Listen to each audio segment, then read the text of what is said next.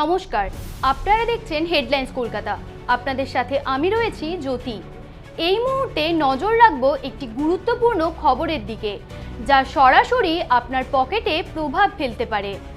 আমরা কথা বলছি আয়কর কাঠামো নিয়ে। আর মাত্র 2 মাস পরেই সংসদে পেশ হতে চলেছে 2026-27 আর্থিক বছরের বাজেট। আর এই বাজেটেই নাকি কেন্দ্রীয় অর্থমন্ত্রী নির্মলা সীতারামন করতে পারেন এক বিরাট ঘোষণা।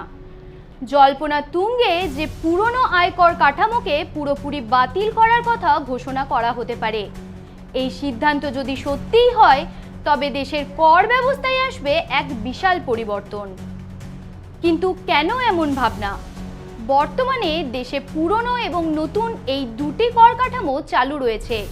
নতুন কাঠামোয় কর দেওয়ার হিসাব যেমন অনেক সহজ, ঠিক তেমনি আবার কর ছাড়ের মাত্রাও বেশি। সরকারের দেওয়া তথ্য বলছে, গত আর্থিক বছরে প্রায় 75% করদাতা পুরনো ব্যবস্থা ছেড়ে নতুন কাঠামোয় চলে এসেছেন। মনে করা হচ্ছে এই সংখ্যা খুব দ্রুত 80% ছাড়িয়ে যাবে। যখন বেশিরভাগ মানুষ নতুন ব্যবস্থাকেই বেছে নিচ্ছেন, তখন পুরনো কাঠামোটিকে আর চালু রাখার প্রয়োজনীয়তা আছে কিনা সেটি নিয়েই প্রশ্ন উঠছে। তাই অর্থ বিশ্লেষকরা এটিকে বড় অংশ বলে মনে করছেন। আয়কর আরও সরল করতে এইবার পুরোপুরি পুরনো কাঠামোকে বন্ধ করে দেওয়া হতে পারে। তবে এই সিদ্ধান্ত নিতে গেলে কিন্তু কিছু চ্যালেঞ্জও রয়েছে। পুরনো কাঠামোটি পুরোপুরি বন্ধ করতে হলে আয়কর আইনের বেশ কিছু গুরুত্বপূর্ণ ধারা সংশোধন করতে হবে। তার জন্য হয়তো নতুন বিলও আনতে হতে পারে।